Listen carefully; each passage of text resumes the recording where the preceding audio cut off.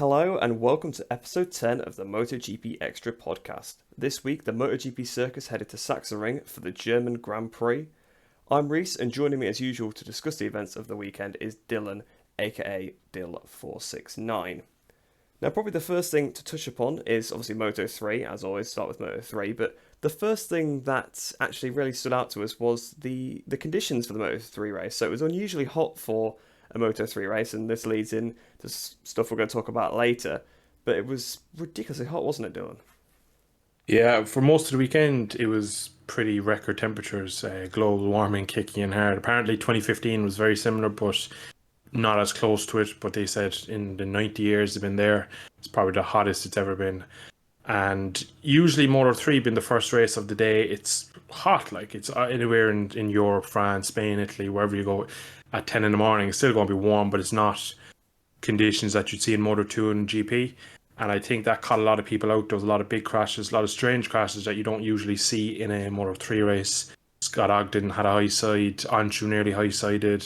Just some weird crashes that you don't really see just because probably track temperature being extra couple of degrees catching a few people out. And that kind of altered the race. It kind of broke it up. Usually everyone can ride maybe 95% of their race pace and the slipstream will keep them there. But it broke into many gaps. We had a runaway leader. We had a 4 or 5 man battle that kind of got smaller and smaller as the race went on for the podium. There was a battle for the top 10. It kind of broke up into small little groups. Everyone on track. There wasn't a massive battle anywhere. And I think that was down to the unusually hot temperatures from Moto 3. And overall, it was a dull race because of that. I think it made it very difficult for people to battle. It was a fairly attritional race overall. Yeah, it was. It's actually funny you should mention 2015 there because it was quite a similar race to the Moto3 race back then. It was actually Danny Kent on that occasion that pulled away and won that race. Obviously similar to what happened with Guevara this weekend. Obviously it's absolutely pulled away from the rest of the pack. It did feel a bit more like a Moto2 race really because just all the gaps forming like you say. But you spoke of some crashes. Probably the most notable crash was Carlos Tatai at turn 1. Did his best Takaki Nakagami impression, went flying into the first corner. It was way too late on the brakes, so late, just completely wiped out poor old Ricardo Rossi, and then John McPhee had to pick up and run through the gravel to avoid that crash. So ruined two riders' races right there, and then obviously his own as well. So a bit of a careless move there from Carlos Tatai, I thought. Yeah, you know it's bad when the rider has broke so late that he turns in so aggressive that he actually cuts the track on the inside to try and brake later. He actually went over the white line on the inside if you watch back it to try and find some more track to brake. And he's actually lucky there's only two people kind of got affected. That could have been 5, 6 riders being skittled. He just gets it all wrong. For whatever reason, he makes it kind of a bad start, and I reckon he just tries to brake a fraction later and gets it all wrong. And unfortunately, he skittled a few people, ruined his own race, and John McPhee ended up being 30 seconds behind last place. He actually got back to almost scoring points. He was battling back quite well. He had good race pace, which was a shame because he's more of an experienced rider. It would have been good to see what he could have done in a bit of a difficult, hot and sweaty Moto3 race. But overall, I reckon a double long lap penalty is on the way for the, what would you call him, the aggressor into turn 1. The bowling ball. Yeah, I think there probably will be some penalty. As of now, I don't believe anything's been announced because they were going to review it after the race, which, yeah, kind of fair enough because the aggressor at the time was out of the race. Obviously, McPhee, you can't really do anything for him. He's miles behind, so it's not like it was going to affect anything. So once the aggressor's out, I suppose you can easily push it back. You may as well focus on what was going on. So we haven't heard anything as of yet in terms of a penalty, but I would be very surprised to not see one. But you know what the stewards are like. Nakagami escaped penalty last weekend, so I mean, I know it was probably a bit more of a serious crash for him, and he obviously, didn't get back on the bike and try and continue like Tatai did. But even still, similar kind of move, really. So you'd expect to see some sort of penalty there. So it just led to a bit of a weird race after that one. Somebody that I noticed was underperforming quite a bit was actually Yama Masia. All weekend didn't really seem like he was there. I think he may have also been sort of caught up in the turn 1 crash because there was a Red Bull bike that ran wide through turn 1 as well, sort of avoiding some of the carnage on the inside. I think maybe one of the Honda Team Asia riders also ran a little wide, not actually off the circuit, but they both ran wide. So I think it actually might have been Masia that ran wide there because all the other bikes, Holgado, Onshu and Fernandez, were a lot further up the order. So yeah, for a title contender, not great for Messi. He was building up a bit of form, but the last couple of races, he's not quite been so strong. Yeah, I think the summer break is coming at a good time for Messiah. He had a very good run of performances after a bit of a shaky start once again. And he looked like he was putting on a serious threat to the championship, and he looked like he had a proper good go at it.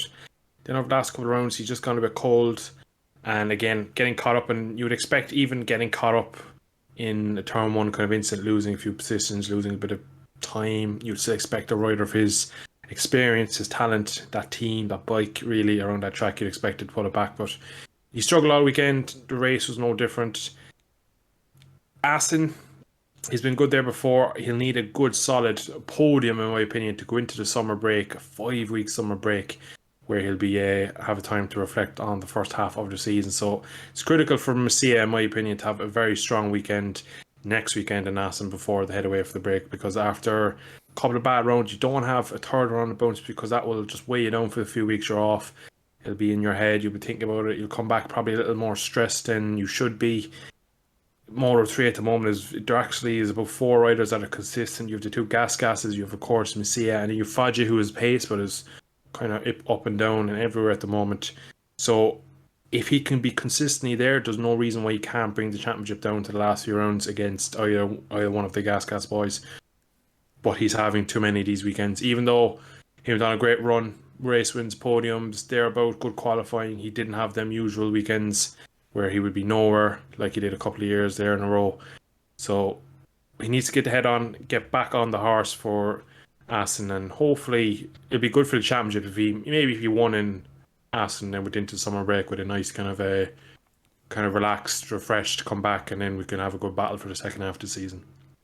Yeah, he does need to really try and build himself some momentum. But speaking of people that were building momentum, we may as well go back to Guevara. We did touch on him briefly, but what a weekend he's had. Two wins in a row, and in a very similar fashion. Just he had the pace. He's very much given me sort of Martin vibes from when he won the championship, that he was just doing the laps on his own all weekend. He can qualify well then with that, and then he can, once he gets to the front of a race, he could put a couple of quick laps in and just pull away. Martin did that very well on his way to the Moto3 title, and I've got to say, Guevara putting himself in the driving seat, of course, not actually leading the championship currently, but very close to his teammate Garcia. I think the championship is mainly between those two, but like you say, if Messia can improve a little bit, and Fogger as well, I think it is probably still a four-rider fight. But Guevara really putting himself in the driving seat, and he's going to be really building some good momentum into the summer break, because if he has another good race in Assen, the others are going to be worried about him, and he's just going to be really, really happy. We knew that this was going to come from Guevara at some point, but it's amazing.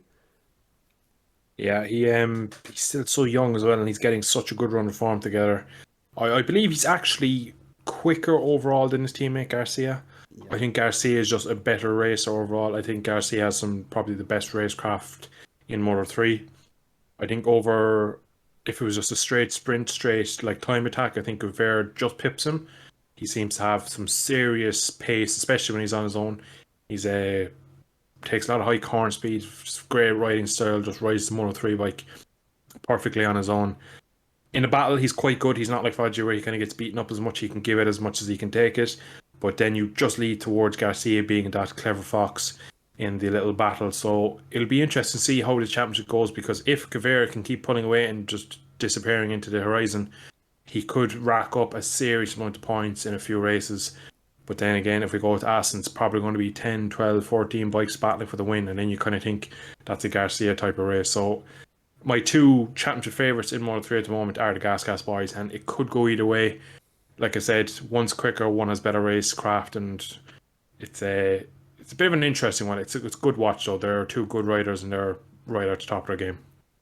Yeah, most certainly. It does seem like the Aspar boys are in good stead in, to be honest, both Moto3 and Moto2, which we'll move on to now. Seemed like almost Moto2 and Moto3 had been swapped a little bit, because Moto2 was a bit more hectic in terms of some of the battling going on, whereas Moto3 was a bit more spread out. Moto2 was still sort of spread out as it usually is, but the actual groups seemed a bit better, but that maybe was just compared to Moto3, because we're used to seeing that with Moto2, so I suppose they're used to that situation a little bit more. But probably the biggest talking point of the weekend was Celestino Vietti struggling all weekend. It did look like it was just going to be one of those weekends for him where, as usual, to be honest, he's made a bit of a habit of this it this year. He's kind of started slow on a Friday, built up, gone through Q1 on a Saturday, done a decent time in Q2, and then come through and even won the race. So we saw him do that last week. So it looked like it was going to be one of those weekends for him, but it never ticked on. He never made that step. He just seemed to be where he was on Friday the whole weekend. He just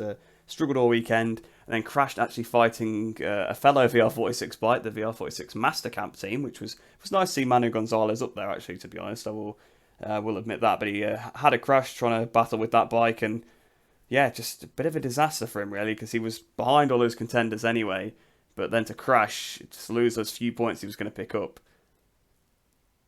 Yeah, for the race, it felt like for Vietti, it was like 1 step forward, 2 steps back. He'd make a pass, then he'd get passed by 2 people, then he'd make a pass, then he'd go backwards again. He never seemed to be able to make steady progress. He was battling for most of the race outside the top 10. A few times he got into the top 10, then would go backwards again. It was, again, it's an old oddball of a track, Sachsenring. It's so much on the edge of the tyre. There's not many heavy braking zones, which, to be honest, I think is Vietti is strong. He seems very good at pulling it down to an apex. And unfortunately, that was his downfall today in Sachsenring, crashing in turn 1. Tricky corner. But nonetheless, didn't really lose much points. It could have been worse. If you look at previous races, when in Texas he crashed out of P2, that was a big point haul he lost. At best, he probably got 5 points today. It probably isn't going to be the end of the world for the championship. Now, it could come back to bite him. People have lost championships for losing P11s and P12s before, and it'll happen again in the future, no doubt. But he was having a tough weekend. He clearly didn't have the race pace, wasn't comfortable, was probably a bit over the limit, probably trying too much to make up too much time into turn 1, and pretty much cost himself potentially critical 5 or 6 points. Yeah, just he didn't seem to have it, and like you say, I suppose he didn't fall out of too high of a position, but those points still count. And really, he probably could have picked up a few points because his other rivals, well, his other main rivals coming to the weekend weren't doing too well. Agora and Canet, they were both struggling quite a bit. Of course, Canet, again, picked up more injury. Obviously, unfortunately, he was in a car accident before the weekend. Fortunately, he and his girlfriend are okay, and everybody involved is fine because it was just their car in the accident as far as I'm aware. But that, again, just another setback for Canet, more injury. It looked like he had an issue in qualifying with his nose. It looked like he just had a constant nosebleed he couldn't stop, which was obviously no good for him. Agora just looked to be struggling. He seems to have dropped off the ball a little bit, so maybe something's not happening behind the scenes, but perhaps the Idemitsu team as a whole are struggling a little because both him and Chantra seem to have dropped off a fair amount the last few weekends, so the main 2 rivals for Vietti there weren't doing too well, so if he just picked up a few points, he could, it would have probably been good enough, but those guys struggling and not being able to actually capitalise on Vietti there, they didn't have the pace. I mean, Vietti didn't have the pace, but they had more pace than him, but they weren't up there, finishing on the podium when Vietti crashed out. I mean, that could absolutely have changed the championship if they were there, but they just weren't. Yeah, the thing I look at Agora, I think he gets every weekend he gets the most out of his package. Again, no, this weekend he wasn't by any means on the race winning pace, but he still managed to make overtakes. He went forward in the race and obviously gained points. But with Vietti, I feel like he is more likely to crash. Canet, of course, with his injury, he actually had to ride with nose plugs in because his nose was bleeding that much. Now, I don't know the ins and outs of his injury, but he got a bit of a whack to his head. He was unconscious in the crash, and I presume he got a bit of a smack or something to the nose area. Probably has a bit of some sort of fracture in there, considering all the nosebleeds. He did actually crash on, I don't know if it was Friday, it must have been Saturday, I believe. It was crashed into turn 1 and he put it down to his nosebleed. He said it just was too much of a distraction, which is something I've never heard from a Grand Prix rider before, which is an interesting one. Cannon again after the race looked like he had been through the ringer. Every race this year he gets to the end and he just looks like he's just gone through a war. He keeps getting himself in these issues where he's unfit for races. It's going to bite him that he's going to eventually keep giving away points.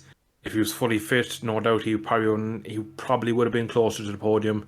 The same could have been said for the last few rounds after of course, the Portimao crash was a very freak accident. There's nothing he could have done, but it feels like Canet is always slightly injured. There's always something when he's never fully race fit or race ready. And I think that will halter his progress over the year, especially up against Iogora, who, touch wood, doesn't make many mistakes. He seems to get 99% out of the package every Sunday and brings home a good chunk of points. Yeah, just like you said, Canet is making a bit of a habit of being unfit. Seems like it always just keeps being unfortunate incidents for him as well. But yeah, he really needs to just turn up to a weekend without any injuries, and I'm sure he'll be right up there as he's still chasing that first Moto2 win for him as well. But we'll move on to the race winner of this race, someone that kind of was a championship contender before, but it's sort of come out of nowhere because his start to the season was quite poor. I mean, if you remember back to Indonesia, he fell off at the first corner there. To be fair, he was up there in Qatar. I mean, he wasn't battling for the race win, but he was battling for the podium, which is what you'd expect for an IO bike. I haven't really seen him all year. Obviously, he won the race back in Le Mans. Obviously, the two IO bikes were dominant there. He managed to put it on the podium again in Catalonia, so he's picked up some form. And all of a sudden, a crash for Vietti, bit of a poor race for Goro and Canet, a win for Augusto Fernandez, and he's right up there. He's battling for this championship again all of a sudden.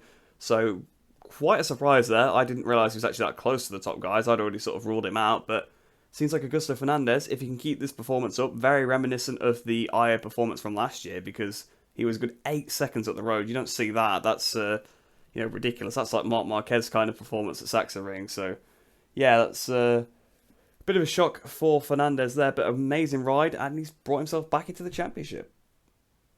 Yeah, he was 37 points off the championship lead before the race today. Obviously, Vietti crashing and him winning, it's down to 12 points. It's something crazy that he's managed to put it back that much in one race. It's unheard of, really.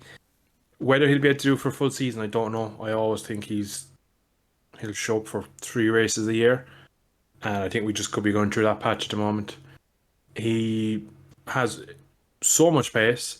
He's shown it throughout many seasons, but he doesn't seem to be able to put a full season together, which is a massive frustration for himself personally, I'd say. But also the fact he's in the IO team. There's a lot of riders. I look at Remy Gardner throughout his Moto2 career. He was on the Tech 3 years and years back. He would show, again, kind of the same thing. He'd show maybe 4 races a year that he could do it. The rest of them, he'd be battling for P18, and you'd be kind of going, geez, like, what's happening there? And then he went to the IO squad and was there every week. Whatever they did to him, whatever buttons they pressed, they managed to get him to be P3, P2, P4, P3, P1, P1, P2. Always there. Rarely made crashes, rarely made mistakes. And I thought Augusto in that team, like, yeah, that's what's going to happen. He's going to be there every Sunday. He'll probably qualify top 6 each week. He'll probably bag a podium every second weekend. He'll be there. But unfortunately, didn't start that well. He kind of was a bit misfiery, and he slightly seems to have picked up his form now. But the question is, will he be able to carry it into Assen through the summer break and come back and actually genuinely push the likes of Vietti, Iagori, and Canet for the title? Yeah, it's just gonna be one of those things where, like you say, of course he does show up. Another track where he's very good though is Assen, which is the next round, so this could continue his title charge. And we were speaking a lot about momentum in Moto3, so maybe he could bring some momentum into the summer break. But behind the dominant race leader, there was actually a pretty good fight for the podium. So Sam Lowes, Pedro Acosta, and Marcel Schrotter, obviously the home favourite. The fans were absolutely cheering for him every lap. You could hear it on the TV some laps. That's how much they were absolutely cheering for him, especially through sort of the bowl, the stadium section. They were really, really going for it. And it was a great battle between those guys. Schrotter was on the podium at the start of the race. He did get demoted off it by Acosta, but he was right there till the very end, battling with Lowes and Acosta. Great battle there. Sam actually, for once, looked pretty comfortable. He made a small error that lost him the position initially to Acosta, but he was raring for it. He was amazing through some of those left-handers. He was gaining yards on everybody. He was the fastest guy through there by a good way. He looked like he was going to be completely out of contention on that last lap to battle Acosta. Gave it a go, a little bit of contact going into the last corner between the two of them. Just one of those things, it wasn't dirty or anything like that. It was just Acosta coming back off the curb because, of course, you crash if you stayed on the curb because it becomes grass at some point. And he was coming back off the race line, a little bit of touching. Sam wasn't bothered; he still got the podium. So a great battle for the podium there. What did you think to that good scrap? Yeah, it was actually at one point Sam was in P2. He got passed, went back to P3, then got passed by Schrotter, and I was like, he's over, he's done for. There's no way he's getting back into this. Because the sector 1 Sam looked strong, and then the uphill left-handers all the way back to about turn 8. And then there was just these 3 corners in a row. There was the 2 lefts before the waterfall and then the waterfall where he was just head and shoulders quicker than anyone else. So you would kind of look at him from especially a lot of helicopter footage of it, and you were looking at him going, there's no way he's going to get close enough to be able to make a pass. Like, surely he's half a second. And you would just see the gap shrink as they got through the 2 lefts before the waterfall. And every lap, without doubt, he'd pull it back. And that actually was key to his race, because that was the reason why he was able to make a few moves. He made a lovely move into the top of the waterfall on Costa. He just managed to sit up. But the only thing about Costa, school of Valentino, I'd say, he just snaps back every time, doesn't leave you get in any rhythm. And that is pretty much how Acosta got the second place. I was watching him and I never felt that Sam had enough to beat Acosta P2, even though I think he might have been quicker, but Acosta would just snap back. He'd get past, but then also like repass in the same braking zone. It was always an interesting one. Acosta always doing some interesting moves on a bike, but a bit of a heartbreak for Schrotter in the end, not to get the podium. He was there, made a mistake coming out of Saxon Curve, just went wide, allowed Sam back through, and that unfortunately was his only opportunity to get the podium. Sam was a bit too quick in the final few laps. P4, but he did get a great reception throughout the whole weekend, which is good to see for the home rider.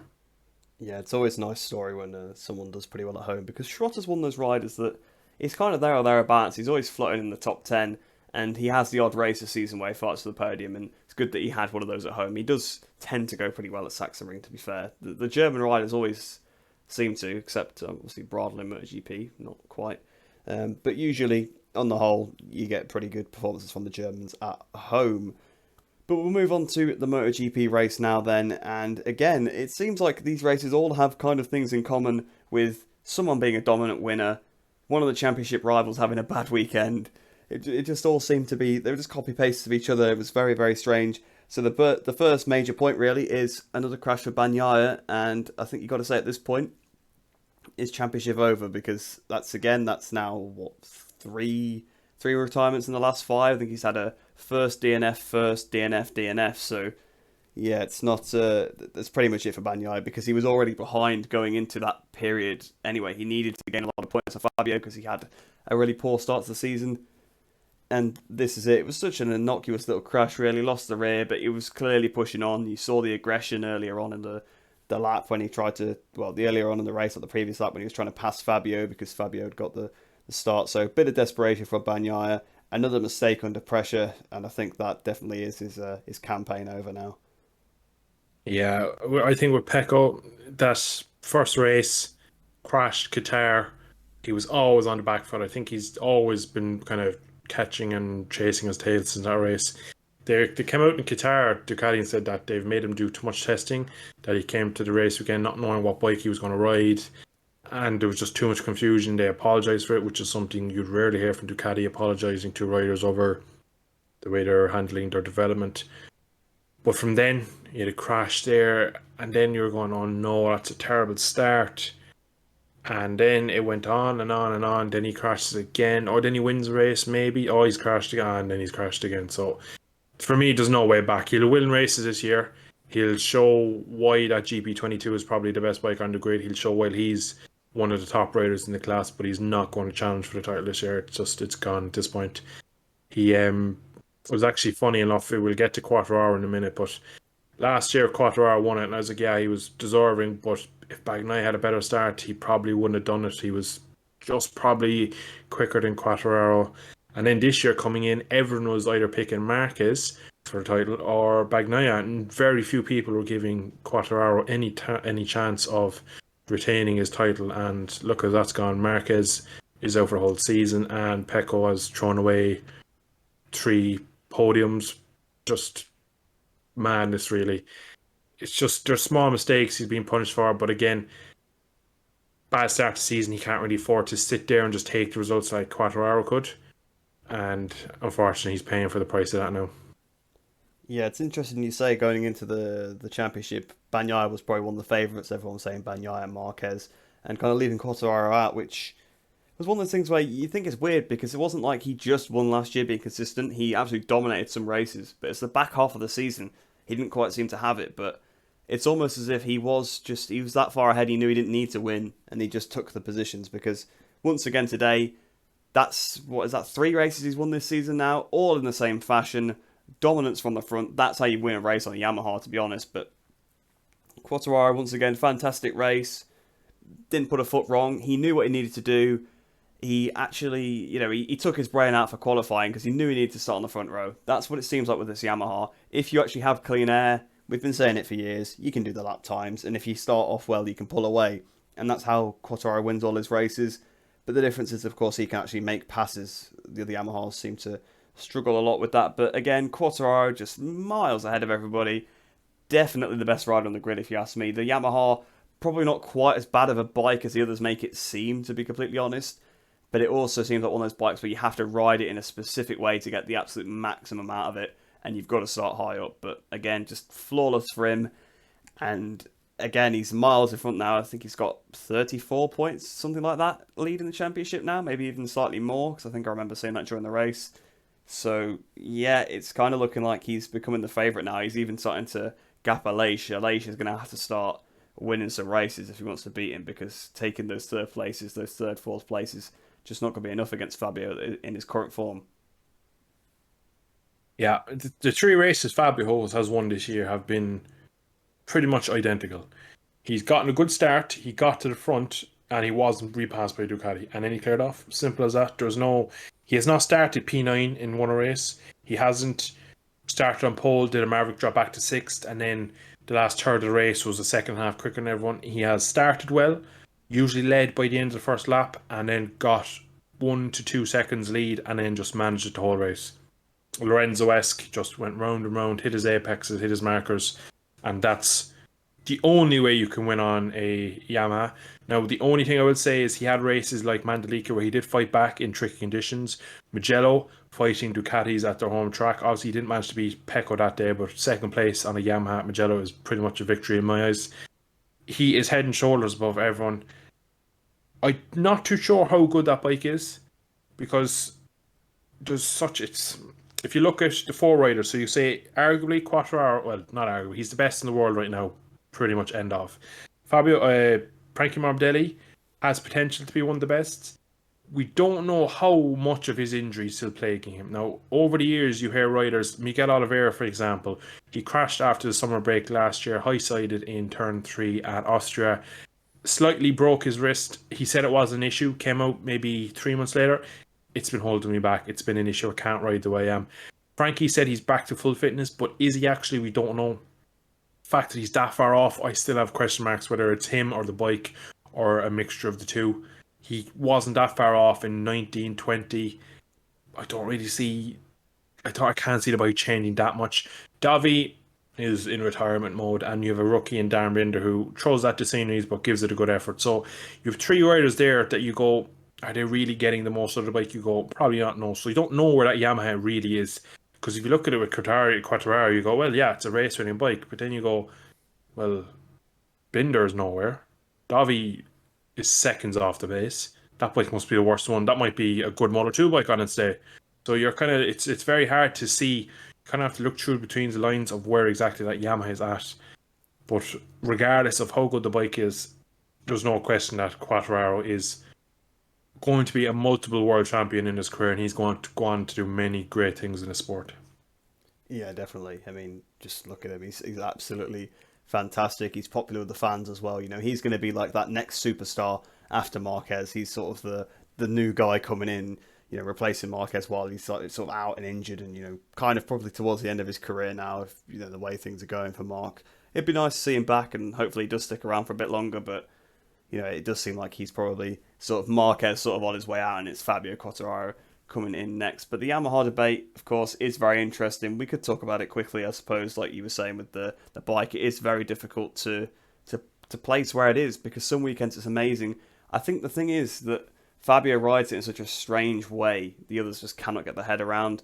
Morbidelli, I definitely think he's not full fitness, but also at the same time, I feel like the development just keeps going further and further away from the Morbidelli, Rossi, Viñales riding style on that bike towards the guy that's winning the races. And why not? I suppose you may as well develop it that way. And obviously you've got Dovi struggling, he can't figure out how to ride the bike. Again, he probably rides it in that same similar way. I mean, they're all pretty close on track, the other Yamahas, so I'd say almost that like their riding styles, that's the max you can get out of that bike. So yeah, it is one of those things. It's hard to pinpoint. Just seems like if you're behind several bikes, you can't do a lot. Whereas Quartararo is either at the front or behind a couple of bikes and can just slowly pick them off. Whereas if you're behind 10, 15 bikes, that's it. You're absolutely done. But I did just mention that Maverick Vinales, obviously former Yamaha rider. We'll talk about him this weekend because what a race he was having. He was having an amazing race. He was up behind Aleix. He looked quicker than Aleix Espargaro. Aleix actually was in his way, I think, to be honest. As far as I was concerned, it looked like not Quartararo, it looked like Vinales could have been on course for his potential first podium on the Aprilia. Miller was there. It looked like Miller maybe could have had him, but if he'd got past Aleix, we saw how long it took Miller to do so. If he'd managed to get past Aleix, I definitely could have seen Vinales on that podium today, which would have been amazing to see. It'd have been really nice to see him do well on that Aprilia, but unfortunately, his ride height device stuck on. It was a very, very dangerous incident. We've seen it happen a couple of times now. So obviously it's happened to Vinales today, happened to Binder back in Mandalika, happened back to Morbidelli, I think at the start of 21, if I'm not mistaken, at Qatar. I think that happened to him. So these ride height devices are a little bit interesting. Really unlucky though for Maverick Vinales because he had to completely retire. You could see he couldn't turn in. So it was quite dangerous. It does probably bring into question whether the ride height devices should be allowed because it's pretty clear that if they fail, it could be quite a dangerous result because Maverick nearly fell off. He lost the front going into the corner he tipped into because he just had completely different ride height than he should have done. So yeah, a little bit dangerous and just really unfortunate for Vinales there. Yeah, I'm going to start off with the ride height device. I think they should be banned at the end of the season for multiple reasons. One, MotoGP, they have no correlation to a road bike. You're not going to get a brand new R1 with a ride height device. The same way that in Formula One, you're not going to have active suspension in a normal road car. The correlation, there's just no need for it. It's just a weird gimmick that has made these shape-shifting motorbikes quicker, but it doesn't have any development for the real world. Two, they're overstressing the tires. Michelin have said that they have put a lot more load on the tires by having these aero, these ride height devices, shapeshifters, whatever you want to call them. Again, the tires being called into question of that's why they can't race. It's more down to the fact that they're putting too much load through the tires. That's why the temperature's spiking, and then they can't race each other as much. I reckon if we got rid of all the ride height devices, the shapeshifters, maybe keep them for the start if that was the thing. But even then, you go, well, what if it sticks on? My opinion, I think it's just best to get rid of them completely. As a safety aspect, of course, it did happen to Frankie last year. It did happen to Binder in the wet. He somehow managed to get a P7 out of that. That is still an unbelievable ride. How we managed to get a chopper around that Mandalika circuit, I'll never know. And then today, you could see it coming into the corner. I think it's turn 9, I believe. Turn 8, turn 9. Downhill. And it starts to rise as you get towards the corner. You could see the rear of the bike was just completely squatted down. He came in, front tucked. He did very well to save it. It carried on. He looked like from the first few seconds, he looked shook. You were kind of going, what's going on here? Does he have a problem? Because that's usually they make a mistake within 0.3 of a second. They're back on it. It doesn't affect them. Whereas Maverick seemed like he was kind of really shook by it. It was a weird one. Obviously, finding out then in a couple of laps later he had a problem. But then there was a picture of him coming into the Saxon curve, the penultimate corner, where he was trying to sit the bike up and brake aggressively to get it to disengage. It was literally stuck down the whole time. And he came into the pit and the back of the bike was just completely sagged down. And end of race.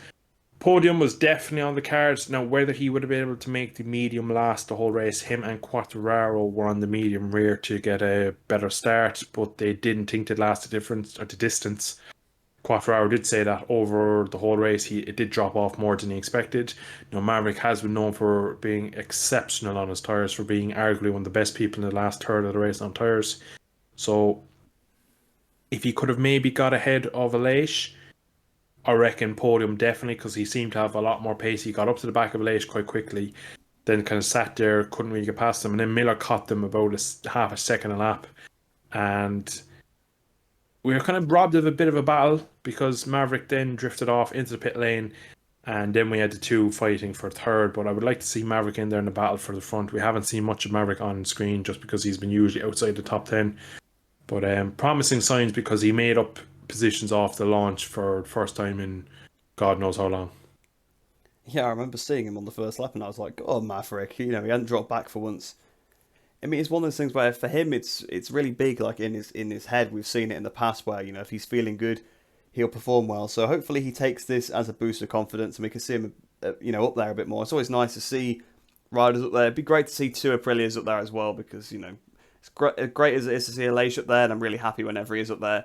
It always just feels like, oh, if they just had two bikes up there, perhaps they could do a bit more and they'd be even more competitive in this championship. And Maverick could always play a role later on if he's up there. He could play a role in the championship. He could finish second behind Aleix if Fabio's third or something, and just take more points off. So to have two Aprilias up there would be really good to see. Somebody else that's been flying, somebody that flew under the radar a little bit though, and has been flying under the radar the last few races, is Johann Zarco. Really, another second place for him. That's two in a row now, and top Ducati in the championship. So to be honest, everyone's saying who should get the factory bike, Martin or Bastianini. It really should be Zarco at this rate because look at him. He's, again, just like last year, really. He's just there or thereabouts. He's not winning any races, but he's second, third, fourth, fifth. He's never crashing particularly either. So, yeah, another good result from Zarco. I've got to say, I'm quite impressed with the guy. I'm not going to lie. Yeah, it's his 10th second place in MotoGP, which is a pretty resounding stat if you think about it. He's finished second 10 times and he's yet to win one. He's come close many times. At the current rate, he came 5th, 4th, 3rd, and then 2nd today. If that's to continue, he'll win an Assen, which would be a brilliant one. But again, Assen, Ducati, you wouldn't really think that they're probably best suited to each other. But you never know. You never think they'd be suited well to Sachsenring either, and we had two of them on the podium, so what do I know? But Zarco overall has been brilliant this year. He's had a few blips, but he's been ultra consistent, gone under the radar, gets very little media attention. He's always in Q2. He's always there about. He doesn't crash much. He just gets the job done. And he's going to get another 2 years with Pramac, and he at least deserves that. But I actually wouldn't mind throw him into the factory team. Give Bastianini, give Martin another 2 years on a satellite bike. Make them wait, get them experience, get them winning races before they get full factory team. Because we've seen in the past having two young riders going at the title together in a factory team doesn't always work. So having someone a bit older, a Petrucci, a Jack Miller, a Zarco in the team, it can always be a good thing for the team, I believe, having someone slightly older. If you look at for Formula 1, for reference, Sergio Perez in Red Bull, he's done a brilliant job of being a number 2. So I reckon Zarco would have been a good fit for that team. He brings the bike home, he would have been good for the team's championship. And overall, he's just an ultra consistent rider and doesn't get the praise he deserves. Yeah, definitely. That's actually a good start, though. The 10 times second place. That does feel bad for him. But honestly, I'm sure he'll take it because really, a couple of years ago, his MotoGP career was almost over after the KTM. He got the lifeline with the Vintia, and yeah, it's really good to see that he still continued after that. But we'll move on to the other podium rider, the other Ducati rider on the podium, Jack Miller. Got to say, pretty good performance from him because he had a long lap penalty in the race and he still managed to put it on the podium. And that doesn't happen too often, so I'll give a round of applause in my head, I'll give a round of applause for Jack Miller because, yeah, good ride really. Obviously, he got the long lap penalty for crashing under a yellow flag, big no-no. But it is one of those things, it does happen sometimes. I mean, sometimes they crash without pushing, it can happen. So, it's one of those things. I think he probably was pushing, so, bit naughty. So he rightfully got a penalty. For once, the stewards got it right, or we'll give them that, because that's consistent with what they've been giving to other people for crashing under a yellow flag, and they actually penalised somebody, so that's always a good start for the stewards to actually give penalties out. But yeah, it was a good ride for Miller. Got to say, quite impressive in the way he sort of hunted down the Aprilia riders as well, because he was right behind. In fact, he was just in front of Viñales when he took his long lap, so he would have lost basically 3 seconds to Viñales. Although I'm not so sure that the long lap at Sachsenring is worth that much, because you actually just run wide basically. It's definitely, I don't think it's 3 seconds particularly, but even still, he almost crashed actually in the long lap as well because there was lots of gravel in there from Jean Mir's crash at turn 1. So Miller quite lucky there, but a great ride from him. Yeah, he actually said he's changed his position on the bike after the Barcelona test. He said he's a bit more kind of overall more weight on the front, and he said he's more comfortable like that. Obviously, made the mistake on crashing under yellow, and obviously did deserve the penalty. In the race, though, like you said, he has a scary moment coming into the long lap. He just touched the gravel. He has to pick the bike up, but I definitely agree that it's not 3 seconds because it is essentially like you're running wide. Now, you might lose 2 seconds because you have to kind of brake and you have to make sure you take it slow and stuff, but I don't think it's anywhere near a 3 second loss. Overall, though, in a race that you go hot temperatures, edge of the tyre, spinning, you go, Jack Miller's going to eat his tyres, or he's going to be nowhere. He's going to drop back towards the last half of the race. And he didn't. He just kept coming forward, caught the two pretty as like there was no tomorrow. And then the whole, well, obviously when Maverick retired, then he was straight behind Aleix. And he looked like he could turn the bike more, he could brake later and get out of the corners better. If there was any other track, he probably would have blasted past him within 2 or 3 laps. But of course, Sachsenring being the tight, twisty car park that it is, just held his progress slightly. He made a couple of speculative moves into turn 1, both times nearly ran off track, and then eventually kind of dummied Aleix into a move.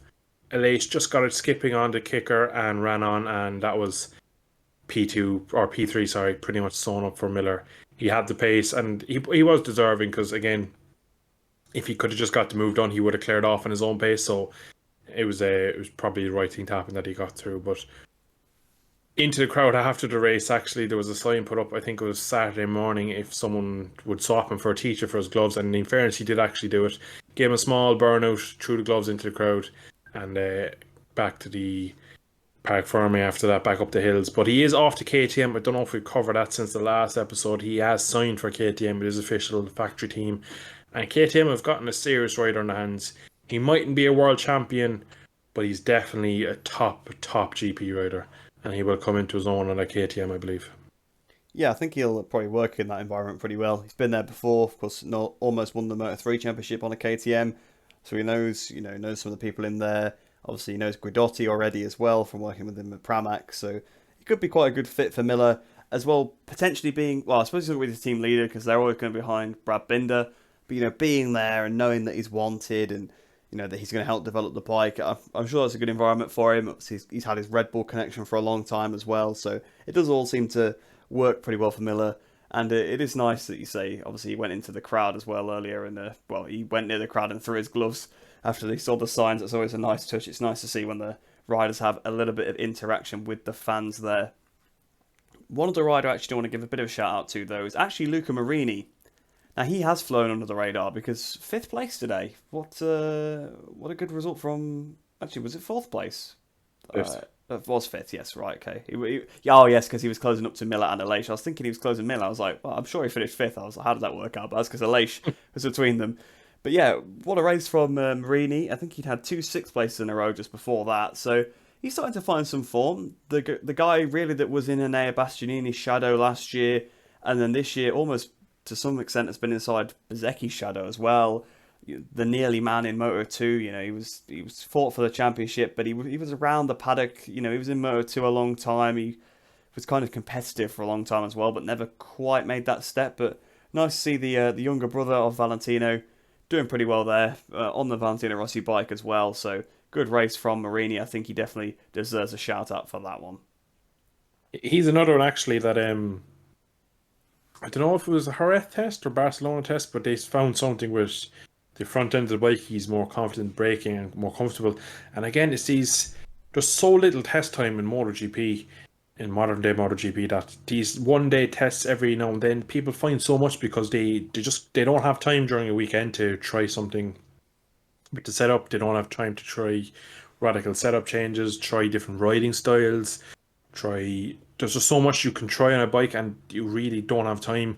If you think about it, you have 2 hours of a Friday, you have an hour Saturday morning, and then you're into qualifying in FP4, so you're kind of, there's not much, you kind of spend the first hour getting kind of drilled in with the track, getting your head around it, then you have an hour to maybe set up the bike, and then you're pretty much into sessions where you have to perform. There's no chance of tinkering with the bike. We'll try a different preload. We'll try stick the front wheel out. There's none of that. You're just going right, stick softs in, low fuel, and belt away and see what we can do. And then you have the race. So it's really, if you think about it, they have so little time during a race weekend to try anything new. So these 1 day tests where they have 8 hours on track and they can get like 6, 7, 80 laps in, they can just do so much and they can learn so much that it shows with Miller finding a new position on the bike, Marini finding a new front end suspension setup or something, whatever. They haven't told us exactly, but all he knows is he's better on the braking, he's a bit more consistent. And it shows he's had two very good results. He was on the front row in Mugello, got a good top 6 there. Then again today, if there was a few more laps, he probably could have got a Leish. So brilliant. And again, he was passed on the last lap by Leish last week after missing the flag. So brilliant result. He is bringing home solid points for his team and showing that Ducati is working well in most tracks. Yeah, definitely a good point you mentioned about the Ducati working well. The GP22 definitely seems like the bike to have compared to the GP21 now. That was obviously a discussion we had throughout the season in the early races. Obviously, Bastianini looking good on it. I mean, so was Bezzecchi, and to be honest, Digi Antonio, another rider that probably deserves a little bit of a shout out. He's definitely improved since that Catalonia test as well. So yeah, I think the GP22 looks like the better bike now, especially at this track. It just seemed like it turned a lot better. But we'll move our attention to the next race then. The Dutch TT, probably the most famous, the most prestigious track on the calendar. You know, it's up there with Mugello, the tracks that everyone wants to win at Assen. Everyone wants to say they've won the Dutch TT. It could be a very interesting race because the Ducati looks like it turns. Quartararo goes well there. The Aprilia looks pretty good. So I'm going to turn to you and say, what are your predictions for the next round? Who do you think is going to be fighting for the win? What might we see at the next race? I hope I don't curse him, but I'm putting all my money on Quartararo. I reckon he'll not walk it, because that's unfair to say that he'll walk it, but I reckon he'll have a kind of a Marquez weekend where throughout all the weekend he looks strongest, and then in the race might have a small bit of advantage and he can just manage the race. If you think about it, it's high corner speeds. There's not massive long straights. You come out of the turn 5, the hairpin, you have a bit of a straight there. There's a kink, it goes into a fast corner, so it's not a heavy braking zone at the end. You have the home straight, which you come out of a chicane. So again, there's not many places on track where you go, oh, they're going to eat him alive for power. It's all to do with your flow, your rhythm, and that's where Quartararo is just second to none at the moment. So I'm going to say, comfortably, confidently, touching wood, it'll be Quartararo for the victory. For the rest of the weekend, I'll have to go Leish again. He looks strong everywhere, so you can't really go against him at the moment. And hopefully Maverick. I hope Maverick is up there again. Maybe he takes a bit of solace from his strong performance. Like, we forgot to actually mention that when he did retire, he got off the bike, kind of a small drop at head, like, oh, what can you do? Fist bumping all his mechanics. He could kind of see in his body language, he's like, look, I was battling for the podium. I didn't crash. It was a mechanical. What can you do? We're there. We're getting progress. So I think he is in a better mental state than he's been in the last 3 years or so. So he's gone well Aston before. He was P2 there last year after finishing last in Sachsenring last year on a Yamaha. So he definitely can ride around there. I reckon he could have a good weekend. I'm hoping he does. So we're going to go with the two Aprilias and Quartararo for the podium. No Ducatis nowhere. Well, there you go then. That's probably a good shout because, yeah, Quartararo have been amazing there last 2 races because I don't think they raced there in 2020, did they? So in 21, obviously he won that race. In 19, he was up there battling. And guess who won that race? Maverick, I believe, won that race, did he not? So, yeah, it was Maverick, always pretty good at Assen. So those two, definitely a good shout. Aleix, pretty confident everywhere. So, yeah, I got to say, I don't really see anybody else on the podium. I definitely agree with what you say there. The Ducatis, maybe, because they are turning a little bit better. But I guess we'll have to find out. But hopefully you have enjoyed this edition of the MotoGP-Xtra podcast. If you are watching on YouTube, do drop the video a like, or if you're on Spotify, do rate it 5 stars, as it does help us out in the algorithm. I've been Reese, I hope you have enjoyed it, and we'll see you in the next episode.